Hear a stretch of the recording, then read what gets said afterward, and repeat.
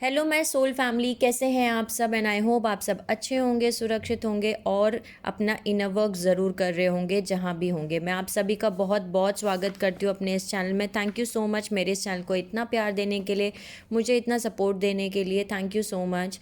And I am very glad कि मैं आपकी किसी भी तरीके से मदद कर पाती हूँ, चाहे वो कोई भी स्पिरिचुअल इन्फॉर्मेशन शेयर करके हो या फिर कोई भी टैरो कार्ड रीडिंग के थ्रू।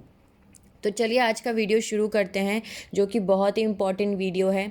मैंने अपने प्रीवियस वीडियो में आपको बताया कि मरखाबा क्या होता है, मरखाबा एक्टिवेशन क्यों ज़रूरी है। मरखाबा एक्टिवेशन ऑलरेडी हमारा हो रखा है, लेकिन वो एंटी क्लॉकवाइज डायरेक्शन में घूम रहा है, जिसको हमें क्लॉकवाइज डायरेक्शन में घुमाना है। तो अगर आपने मेरे वो वीडियोज़ नहीं देखे हैं तो प्लीज़ जाइए और उस वीडियोज़ को देख लीजिए। लेकिन मैं वापस से अपने इस वीडियो में आपको थोड़ा सा उसी बारे में वापस से डिस्कस करने वाली हूँ और आपको बताने वाली हूँ कि रियल ट्रूथ्स क्या हैं, जो हमारे स्पिरिचुअल वॉर्स चल रहे हैं बिटवीन डार्क एंड लाइट, वो क्या हैं। और एक्चुअली हम new age of Aquarius, golden age of Aquarius या फिर सत्ययुग, ये इसको इसमें हम क्या करने वाले हैं, इसमें क्या होने वाला है और इसको हम कैसे क्रिएट कर रहे हैं, हम अपना रोल कैसे इसमें हमारा रोल क्या है, हम इसमें कैसे इंपॉर्टेंट रोल प्ले कर रहे हैं, वो सब कुछ हम इस वीडियो में जानेंगे। तो जैसे कि मैंने आपको बताया कि मरखाबा बेसिकली एक स्टार शेप, जो हमारा स्टार का शेप होता है वो रिप्रेजेंट करता है मरखाबा को। तो जो ऊपर का ट्राइंगल है वो मैस्कुलिन है, जितने भी हमारे प्लैनेट अर्थ पे मेल्स हैं यानी आदमी हैं वो उस एनर्जी को रिप्रेजेंट करता है, और जो नीचे का ट्राइंगल है वो फेमिनिन एनर्जी को रिप्रेजेंट करता है। ठीक है। और जब ये तब एक्टिवेट होता है सही तरीके से, मतलब क्लॉकवाइज डायरेक्शन में तब घूमता है मरखाबा, जब 12 चक्र हमारे एक्टिवेट हो जाते हैं। ठीक है। ये हमारे बॉडी के चारों तरफ बनता है मरखाबा फील्ड, जिसको हम कहते हैं, वो हमारे बॉडी के चारों तरफ मरखाबा फील्ड बनता है। अब प्लैनेट अर्थ के चारों तरफ ये मरखाबा फील्ड बना हुआ है, जिसको कि अर्थ को प्रोटेक्ट करने के लिए बनाया गया था। बेसिकली मरखाबिक फील्ड अर्थ को, प्लैनेट अर्थ को, मदर अर्थ को प्रोटेक्ट करने के लिए ये मरखाबिक फील्ड बनाया गया, ताकि बाहर की डार्क फोर्सेस, डार्क एनर्जीज या दूसरी नेगेटिव एलियंस हमारे प्लैनेट अर्थ पे अटैक ना कर सकें। ठीक है। ये जो मरखाबा अर्थ को प्रोटेक्ट करने के लिए बनाई गई थी, उसमें जो ऊपर का मैंने आपको बताया ट्राइंगल है, उसको हम रॉड भी कहते हैं, यानी रॉड फंक्शन यानी कि डिवाइन मैस्कुलिन। और जो नीचे का डाउन ट्राइंगल है उसको हम स्टाफ कहते हैं, यानी कि फेमिनिन एनर्जी। सो बेसिकली इसको मैंने आपको बताया कि ये क्लॉकवाइज डायरेक्शन में घूम रहा है, लेकिन आज से लगभग 60,000 साल पहले जो हमारे डार्क फोर्सेस हैं, जो नेगेटिव एलियंस हैं, रेप्टालियंस हैं, असुरी शक्ति हैं, उन्होंने इस मरखाबिक फील्ड को हाईजैक कर लिया और इन दोनों ट्राइंगल्स को सेपरेट कर दिया, इन दोनों ट्राइंगल्स को अलग अलग कर दिया। और जो मरखाबिक फील्ड हमारी क्लॉकवाइज डायरेक्शन में घूम रही थी, क्लॉकवाइज डायरेक्शन का मतलब होता है जैसे हमारी घड़ी घूमती है, जैसे हमारी घड़ी चलती है, उस डायरेक्शन में चल रही थी, वैसी डायरेक्शन में ना करके इसको एंटी क्लॉकवाइज घुमा दिया, यानी उल्टा घुमा दिया, और उस यूनियन सेपरेट कर दिया, यानी इन दोनों एनर्जीज को सेपरेट कर दिया। और तब से हमारी जो प्लैनेट अर्थ पे मेल डोमिनेंट सोसाइटी बन गई, फॉल्स टाइमलाइन निकाली और डिस्ट्रक्शन शुरू कर दिया हमारे प्लैनेट अर्थ पे। ठीक है। तो जैसे कि मैंने आपको बताया था मेरे प्रीवियस वीडियो में भी, कि जितने भी प्लैनेटरी मैस्कुलिन एनर्जीज़ यानी जितने भी मेल्स हैं, उनका सारा कंट्रोल, पूरा माइंड कंट्रोल जो है वो डार्क फोर्सेस के पास में है, और जितनी भी फेमिनिन एनर्जीज़ है प्लैनेट अर्थ पे, उनकी सोल्स यहाँ पे ट्रैप्ड की गई हैं। इन्होंने क्या किया कि जितने भी मेल्स हैं अभी भी, ये लोग क्या करते हैं, ये डार्क फोर्सेस, रेप्टाइलेंस या नेगेटिव एनर्जीज, इन सारे मेल्स को, प्लैनेट अर्थ पे जितने भी मेल्स हैं उनको सिग्नल और कमांड्स भेजते हैं उनके अनकॉन्शियस माइंड में, फ्रिक्वेंसीज़ पे। ठीक है। ये कमांड्स उन तक पहुंचते रहते हैं कंटिन्यू, पूरे दिन भर ये कमांड्स उनको पहुंचते हैं, और ये बहुत ही लो फ्रिक्वेंसी के कमांड्स होते हैं। जैसे कि ये जो डार्क फोर्सेस हैं, नेगेटिव एनर्जीज़ हैं, असुरी शक्ति हैं, ये ऐसे सिग्नल और कमांड भेजते हैं सारे मेल्स को कि औरतों को डोमिनेट करो, उसे एज अ सेक्स ऑब्जेक्ट देखो, as a object of desire देखो, उसको डिसरेस्पेक्ट करो, मल्टीपल सेक्स पार्टनर्स रखो, अब्यूज़ करो, तुम बॉस हो, तुम अगर उसको डोमिनेट नहीं करोगे तो तुम कैसे बॉस रहोगे, उनका रेप करो। ये सारे तरीके के ऑर्डर्स, कमांड्स जो होते हैं ना, ये सारे मेल ब्रेन्स को भेजे जाते हैं, सारे आदमियों के दिमाग तक ये फ्रिक्वेंसीज़ में कमांड्स पहुंचते रहते हैं। ठीक है। और जितने भी प्लैनेट अर्थ पे सोल्स हैं वो दो कैटेगरी में डिवाइडेड हैं। पहली कैटेगरी है अल्फ़ा मेल्स या अल्फ़ा फीमेल्स, दूसरी कैटेगरी है क्रिस्टिक मेल्स या क्रिस्टिक फीमेल्स। तो जितने भी अल्फ़ा मेल्स हैं, अल्फ़ा मेल्स वो सोल्स हैं जो कि अर्थ पे ही इनकारनेट होती हैं और अर्थ से ही इनकारनेट होकर अर्थ पे ही आती हैं और अर्थ पे ही बार बार इनकारनेट होती रहती हैं, यानी अर्थ से ही इनकारनेट होती हैं। लेकिन क्रिस्टिक मेल्स या क्रिस्टिक फीमेल्स वो सोल्स हैं जो कि अर्थ से इनकारनेट नहीं होती हैं, जो अर्थ के बाहर के डायमेंशन से, दूर की गैलेक्सी से, यूनिवर्स से, अदर डायमेंशन रेम्स से यहाँ पे आती हैं। इनको हम पास्ट एंजल्स भी बोल सकते हैं, मेल गॉड्स भी बोल सकते हैं। ये एनर्जीज़ हैं मतलब डिवाइन मैस्कुलिन और डिवाइन फादर या डिवाइन मदर या डिवाइन फेमिनिन्स की। तो ये वो क्रिस्टिक मेल्स और क्रिस्टिक फीमेल्स जो हैं ये वो सोल्स हैं, यानी कि ऐसी सोल्स जो अर्थ से इनकारनेट नहीं हो रही हैं, अर्थ के बाहर से इनकारनेट होके आती हैं यहाँ पे, जिनका डीएनए नॉर्मल ह्यूमन डीएनए नहीं होता, इनका एंजेलिक डीएनए होता है। तो ये होती हैं क्रिस्टिक मेल्स और क्रिस्टिक फीमेल्स। अब मैंने आपको बताया कि ये जो डार्क फोर्सेस होते हैं ये सारे के सारे ऐसे कंट्रोल है इनके पास में सारे मैस्कुलिन एनर्जीज़ का, ठीक है। उनके ब्रेन पे सारा कंट्रोल है, तो ये कमांड भेजते रहते हैं। और जितने भी अल्फ़ा मेल्स हैं वो 90% अल्फ़ा मेल्स इन कमांड्स को मान लेते हैं, ठीक है। और उनको बदले में डार्क फोर्सेस की तरफ से रिवॉर्ड्स मिलते हैं, इनाम मिलते हैं। उनके वो कमांड्स मान रहे हैं इसीलिए उनको इनाम दिया जाता है। इनाम के तौर पे उनके पास मॉनेटरी गेन्स होते हैं, यानी कि उनको पैसे बहुत अच्छे मिलते हैं, यानी वो बहुत उनकी लाइफ में अगर आप देखेंगे तो बहुत सारे पैसे होंगे उनके पास, बहुत अमीर होंगे वो।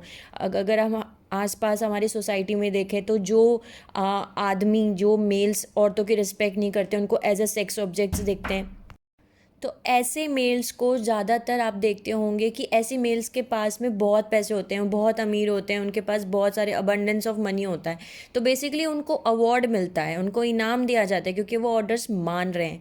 लेकिन दूसरी तरफ जो क्रिस्टिक मेल्स हैं उनको पनिशमेंट मिलती है क्योंकि वो इन ऑर्डर्स को नहीं मानते, वो औरतों को एज अ सेक्स ऑब्जेक्ट, उनको डिसरिस्पेक्ट ये सब कुछ नहीं करते, बल्कि क्रिस्टिक मेल्स जो होते हैं वो औरतों की रिस्पेक्ट करते हैं, उनको प्यार करते हैं, उनको एज अ सेक्स ऑब्जेक्ट्स नहीं देखते हैं, ठीक है। उनको अब्यूज़ नहीं करते हैं, रेप नहीं करते हैं, लॉयल रहते हैं, उनको डोमिनेशन नहीं करते। तो इनके ऑर्डर्स को ना मानने की वजह से, डार्क फोर्सेस के ऑर्डर्स को वो नहीं मानते, जिसकी वजह से उनको पनिशमेंट दी जाती है डार्क फोर्सेस की तरफ से, यानी कि असुरी शक्ति उनको पनिशमेंट देती हैं। पनिशमेंट के तौर पे उनको क्या होता है, सबसे पहले तो उनके मॉनेटरी गेन्स छीन लिए जाते हैं, यानी कि ऐसी मेल्स जो होंगे उनके पास में करियर वो सक्सेसफुल नहीं होंगे, वो करियर में सक्सेसफुल नहीं होंगे, उनके पास पैसे नहीं होंगे, या फिर वो जॉब के लिए ट्राई करें पर जॉब नहीं मिल रहा, अगर बिज़नेस के लिए ट्राई करें तो अगर बिज़नेस सेटअप नहीं होके दे रहा, लेकिन वो पढ़े लिखे इतने होते हैं, सब कुछ होता है, लेकिन फिर भी वो सक्सेसफुल नहीं हो पाते। तो उनकी लाइफ से मॉनेटरी गेन्स जो हैं वो निकाल लिए जाते हैं। आप सभी को पता है हमारी प्लैनेट अर्थ पे पैसे कितने इंपॉर्टेंट हैं सर्वाइव करने के लिए, तो वो बेसिक चीज़ ही निकाल देते हैं इनकी लाइफ से। दूसरी चीज़ वो ये पनिशमेंट देते हैं कि क्रिस्टिक मेल्स की लाइफ में एक ऐसी फॉल्स नार्सिसिस्ट फीमेल को भेजा जाता है जो कि उनको टॉर्चर करती है, जो कि वो किसी भी रूप में हो सकती है, as a wife, as a sister, as a friend, as a daughter, as a girlfriend, as a friend, as a colleague, किसी भी तरीके से हो सकती है। लेकिन वो फॉल्स नार्सिसिस्ट फीमेल जो होती है वो पपेट होती है, कठपुतली होती है डार्क फोर्सेस की, और वो वही कर रही होती है जो उनसे डार्क फोर्सेस करवाते हैं।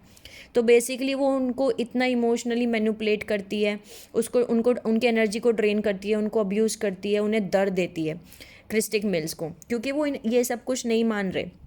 इसीलिए अब ये सारी सिचुएशन देख करके से 60,000 साल पहले मैंने आपको बताया था प्लैनेट अर्थ पे कोई रिलीजन नहीं था।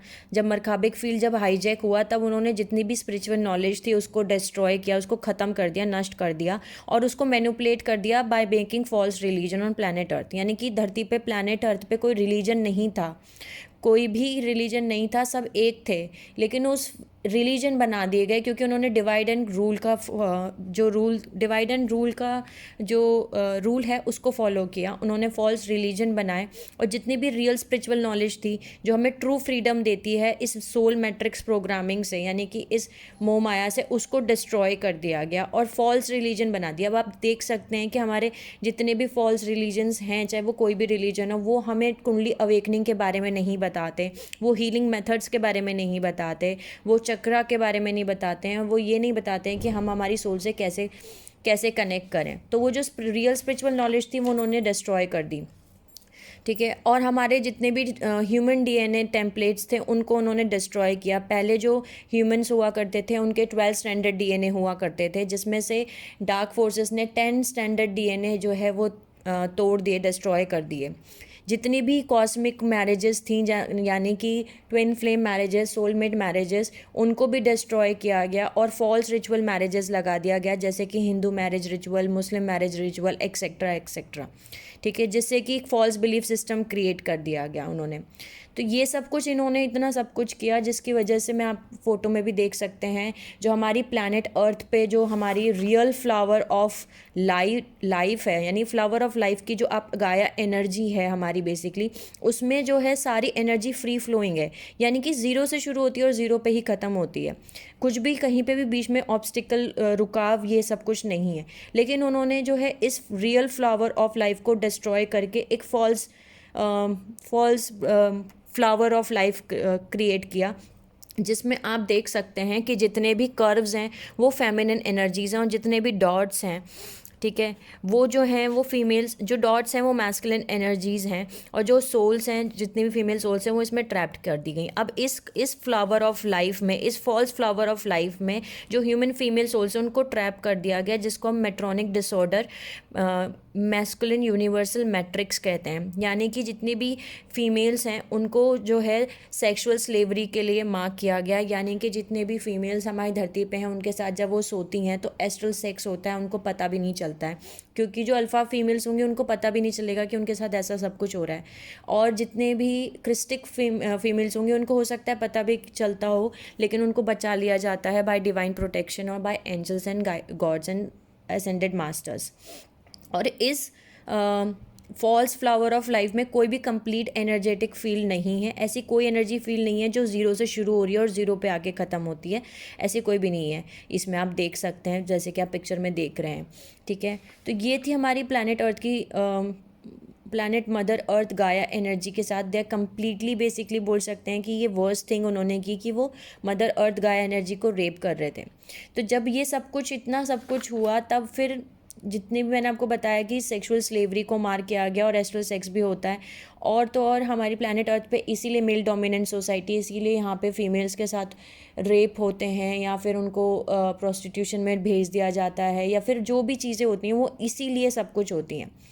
अब इस पैटर्न को चेंज करने के लिए प्लैनेट अर्थ की ऐसी हालत देख के गैलेक्टिक फेडरेशन, जिसको, जो कि एक ऐसी फेडरेशन है जो सारे प्लैनेट, सारे यूनिवर्स की रिस्पॉन्सिबिलिटी लेती है, उन्होंने डिसीजन लिया कि जितनी भी हायर फेमिनिन स्पिरिट्स हैं, यानी कि स्टार मदर, स्टार गॉडेस हैं, जो देवी हैं, वो प्लैनेट अर्थ पे जाएंगी, वो सेंड की जाएंगी, जो कि एक ह्यूमन फीमेल बॉडी लेंगी और उनका पर्पस होगा कि अपनी खुद की इंडिविजुअल मरखाबिक फील वो बनाएं और इस पैटर्न को वो ख़त्म कर सकें।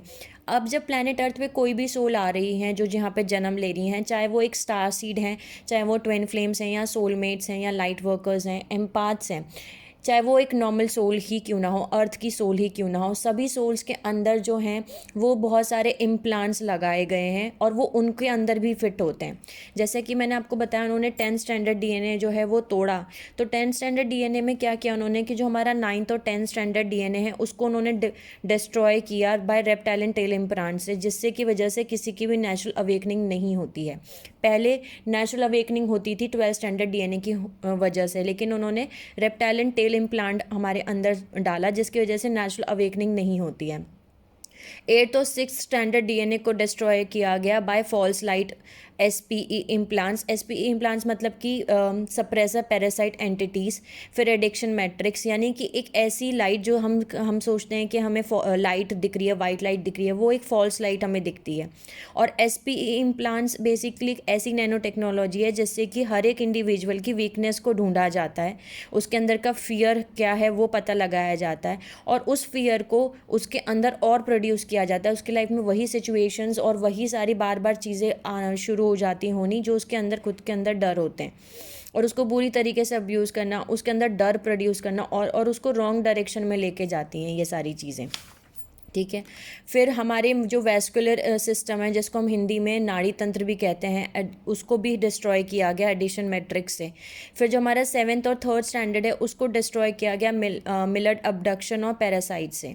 और जो हमारा 2nd और 1st स्टैंडर्ड डीएनए है, उसको डिस्ट्रॉय किया गया एस्ट्रल पैरासाइट से। सो ये बहुत सारे इम्प्लांट्स, बहुत सारे मैं आपको बता सकती हूँ कि चीज़ें हमारे डीएनए के अंदर फिट की गई। तो जितने भी सोल्स यहाँ प्लैनेट अर्थ पे पैदा हो रही हैं, उन सभी को इन सभी इम्प्लांट्स के साथ यहाँ पे आना ही पड़ता है, चाहे वो कोई सी भी सोल्स हों।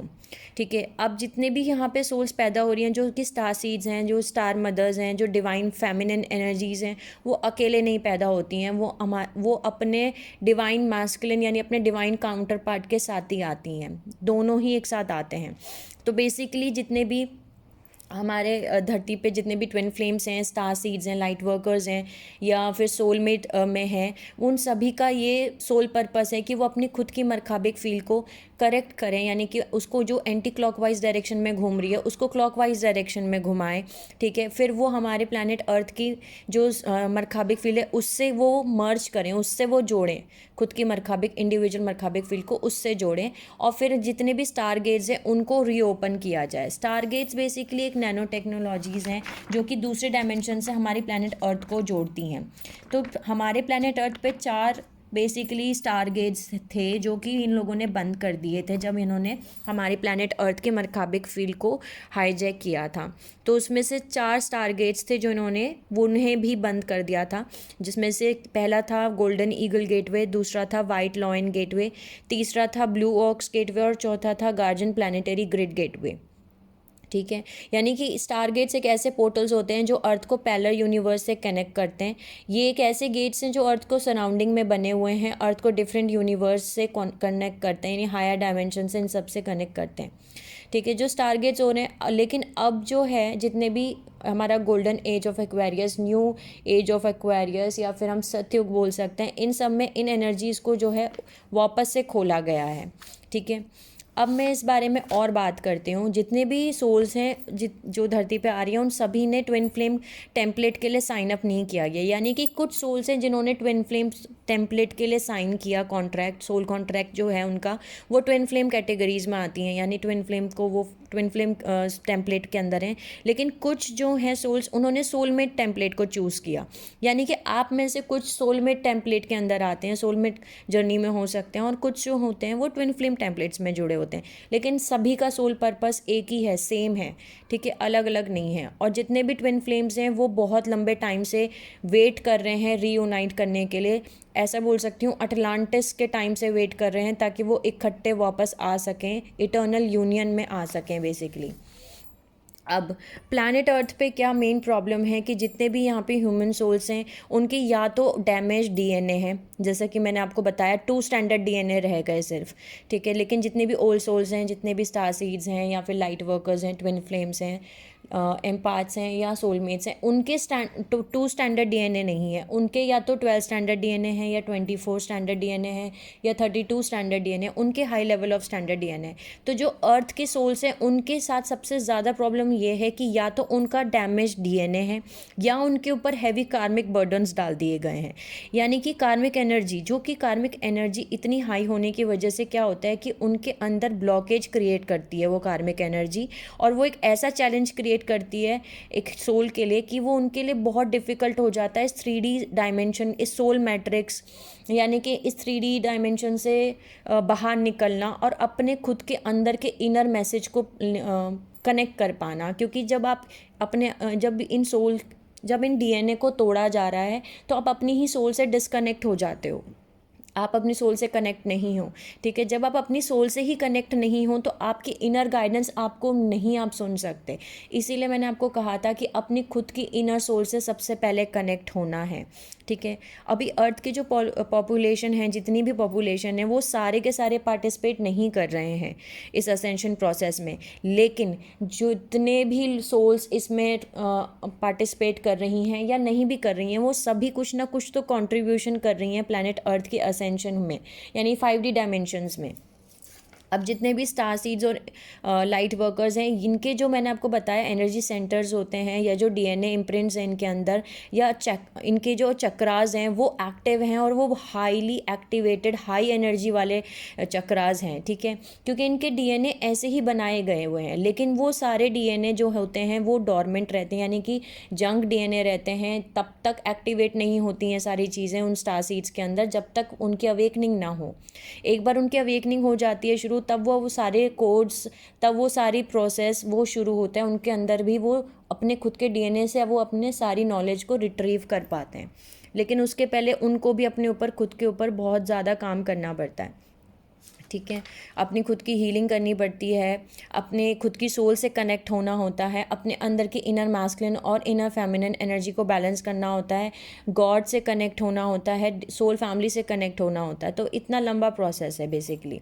तो जितने भी स्टार सीड्स हैं, या जितने भी मैंने आपको बताया कि वो सोल्स जो कि चूजन वंस है, जिनको चूज़ किया गया है इस असेंशन प्रोसेस के लिए, उनका एक ग्रुप मिशन ये है कि जितने भी इमोशनल पेन और इम्बैलेंसेस और कार्मिक जेनेटिक या एंसेस्ट्रल क्लीनिंग करना, ये हमें सबको ये सब कुछ चीज़ें करनी है, ताकि हम हमारी सोल लिनिएज को, उन सोल्स को इस जाल से, इस सोल ट्रैप से बाहर निकाल सकें। ये हमारा ग्रुप मिशन है, ठीक है।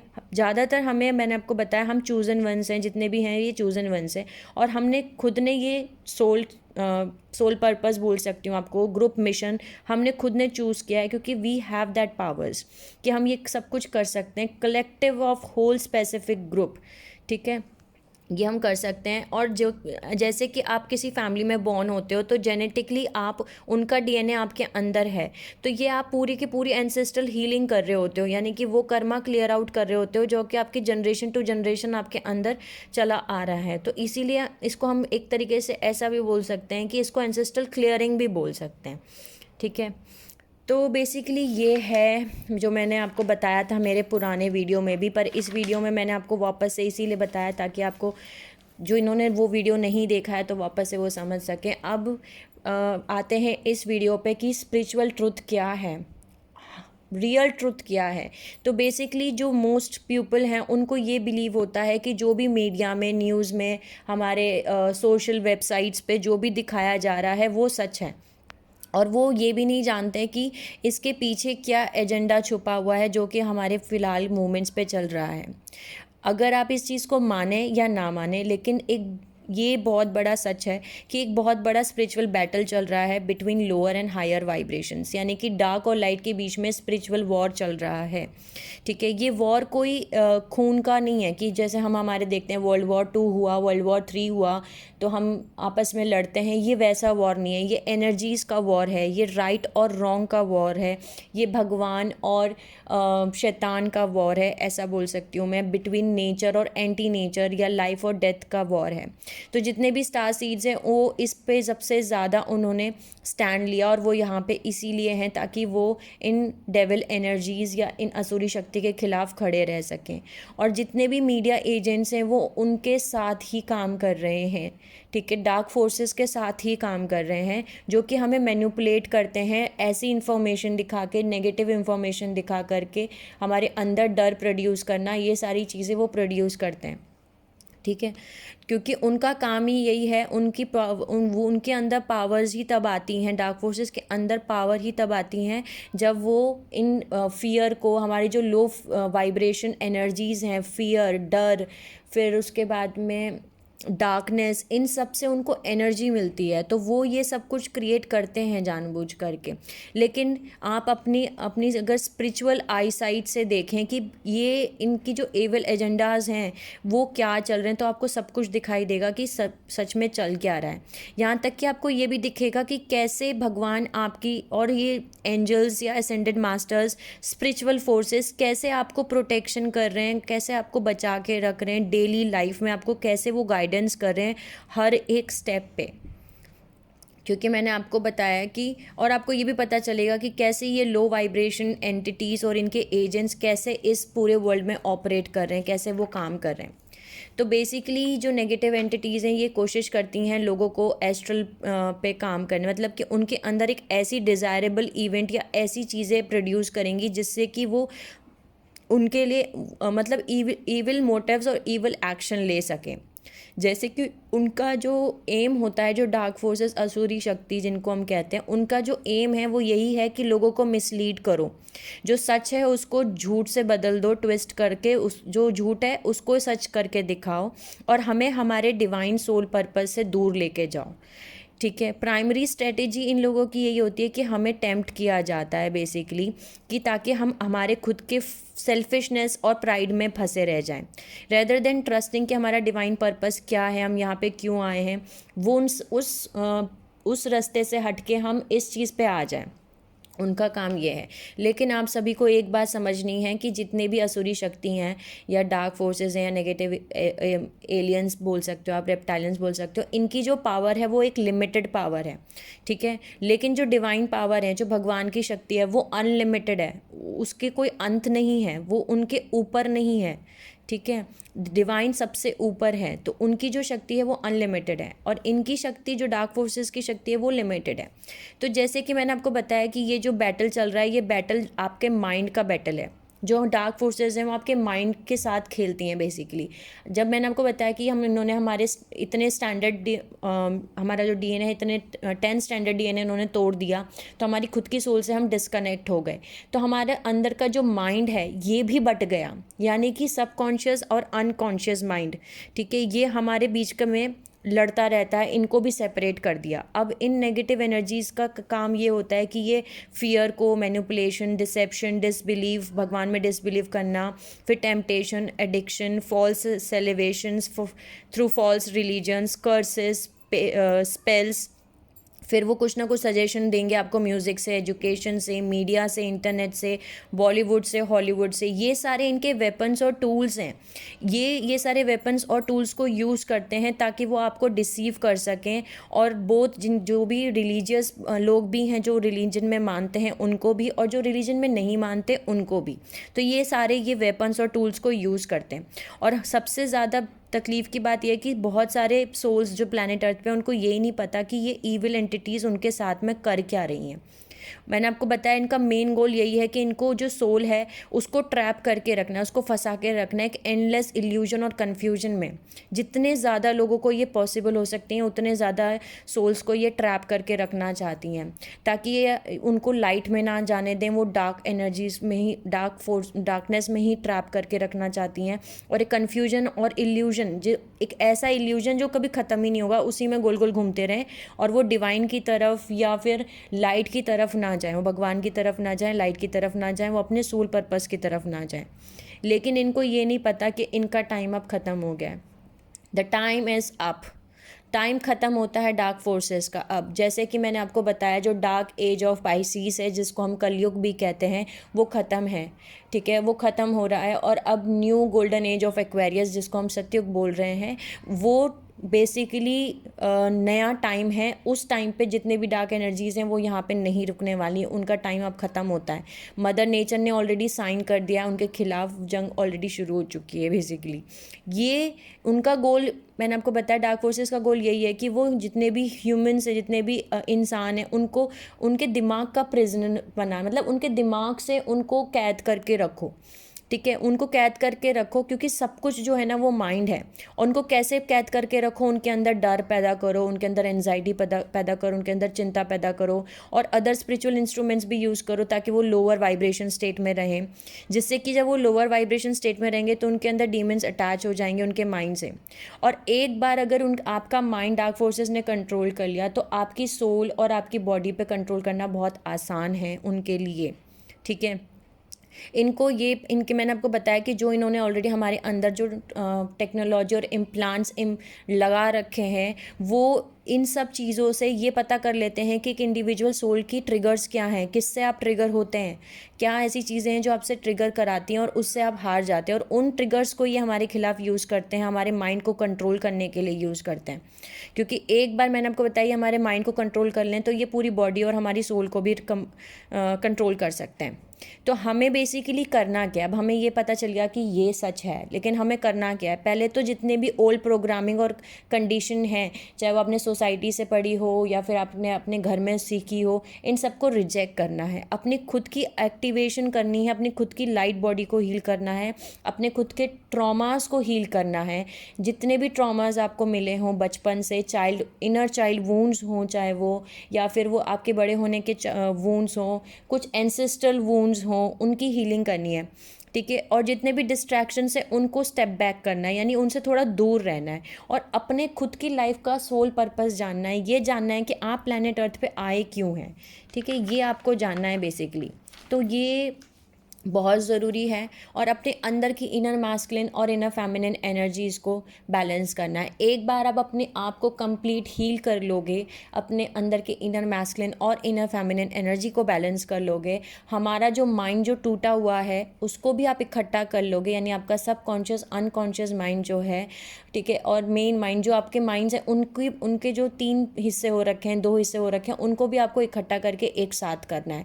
यानी कि आप को सब कुछ एक पे लेके आना है, सब कुछ एक है, ये जानना है कि हम जितने भी सोल्स हैं प्लैनेट अर्थ पे वो सब एक हैं और सब इंटरकनेक्टेड हैं, सब कुछ कनेक्टेड है। यूनिवर्स से प्लैनेट जो कनेक्टेड है हमारा, वो पूरा यूनिवर्स से, हमारे भगवान से कनेक्टेड है, डिवाइन से कनेक्टेड है, और डिवाइन एक ही है, एक ही भगवान है, एक ही हम हैं, एक ही सोल है, ठीक है। तो ये हमें सबसे ज़्यादा खुद पे ध्यान देना है। हम मेरे नेक्स्ट वीडियो में मैं आपको बताऊंगी कि हमारा अनकॉन्शियस माइंड, सबकॉन्शियस माइंड और जो हमारे माइंड्स हैं उनके कौन कौन से लेयर्स होते हैं, उनमें कैसे कैसे ईगोज़ होते हैं। ईगो हटाना है, प्राइड हटाना है, गिल्ट हटाना है, शेम हटाना है। जब भी कुछ ऐसा नेगेटिव थॉट भी आए आपके अंदर तो उनको बोलना है thank you so much, now you can go, okay, अब आप जा सकते हो, थैंक यू, आपने मेरी हेल्प की इतनी, थैंक यू सो मच, लेकिन अब आपकी ज़रूरत नहीं है, आप उनसे ज़्यादा स्ट्रॉन्गर हो, क्योंकि आप एक डिवाइन हो, आप एक लाइट हो, और लाइट हमेशा तेज़ होती है डार्क से। अगर एक कमरे में अंधेरा हो और अगर एक बल्ब भी अगर आप ऑन कर दो तो उस रूम में लाइट ही लाइट हो जाएगी, करेक्ट। तो आपको अपने अंदर की लाइट को जानना है, ये जानना है कि आप प्लैनेट अर्थ पे पैदा क्यों हुए हो, किस लिए पैदा हुए हो। कुछ ना कुछ सोल पर्पस के साथ सभी सोल्स यहाँ पैदा होती हैं। हाँ, ये अलग बात हो सकती है कि आपका सोल पर्पस कुछ और हो या किसी और सोल का सोल पर्पस कुछ और हो। तो आई होप मैं आप सभी को समझा पाई। हमारे खुद के हीलिंग कंप्लीट करनी है, ट्रॉमास की, हमारी खुद की सोल की, फिर उसके बाद में हमारे चक्र को बैलेंस करना है। पहले 7 चक्र को बैलेंस कीजिए, उसके बाद हमारे टोटल 12 चक्र हैं मेन, उनको बैलेंस करना है आपको। तो चक्र बैलेंस कीजिए, ये सारी चीज़ें अपने अंदर के इनर मैस्कुलिन इनर फेमिनिन को बैलेंस कीजिए, अपने आप को जानिए कि आप कौन हैं, ठीक है। तो ये सब कुछ आपको करना है। आई होप आपको समझ में आया होगा। सॉरी थोड़ा लंबा वीडियो था, लेकिन ये करना बहुत ज़रूरी था ताकि मैं आपको समझा पाऊँ। मेरी एक सब्सक्राइबर है, उन्होंने मुझे बोला था इस टॉपिक पे थोड़ा सा एलोबरेट कर दीजिए कि कैसे हम कर सकते हैं, और इसके बारे में थोड़ा और अगर आप बता सकते हैं तो प्लीज़ बताएं। तो मैंने आपको बताया कि ये सब कुछ क्या होता है। मेरे नेक्स्ट वीडियोस में आपको मैं बताऊंगी डिफरेंट टाइप्स ऑफ कौन कौन से नेगेटिव एलियंस हैं, उनके क्या क्या नाम हैं, और उन्होंने कौन कौन से हमारे अंदर इम्प्लांट्स लगा रखे हैं, वो मैंने आपको नाम बताए हैं अभी इस वीडियो में। लेकिन अगले वीडियो में मैं आपको ये ज़रूर बताऊंगी वो वीडियो, उन इम्प्लांट्स और टेक्नोलॉजीज़, वो उनके फुल नेम क्या हैं या वो टेक्नोलॉजीज़ कैसे काम करती हैं, ये सब कुछ के बारे में, ये सब चीज़ों के बारे में मैं आगे बात करूँगी मेरे नेक्स्ट वीडियोज़ में, क्योंकि सब कुछ एक वीडियो में नहीं कवर अप हो सकता। आई होप मैं आपको समझा पाई कि क्यों ये सब कुछ हो रहा है। और अगर आपको फिर भी कुछ ना समझ में आया हो तो आप मुझसे कमेंट सेक्शन में पूछ सकते हैं, और अगर आप भी मुझे कुछ बताना चाहें तो आई एम मोस्ट वेलकम। मैं ज़रूर सुनना चाहूँगी आपकी भी बात, ठीक है। और ज़रूर हो सकता है आपकी कोई बात हम सभी के भी हेल्प में आ सके। तब तक के लिए अपना इनर वर्क ज़रूर कीजिए, अपने खुद की हाईएस्ट सेल्फ से कनेक्ट कीजिए। Sending you lots of love and healing light. जो भी मेरे इस वीडियो को देख रहे हैं, take care of my soul family and see you soon.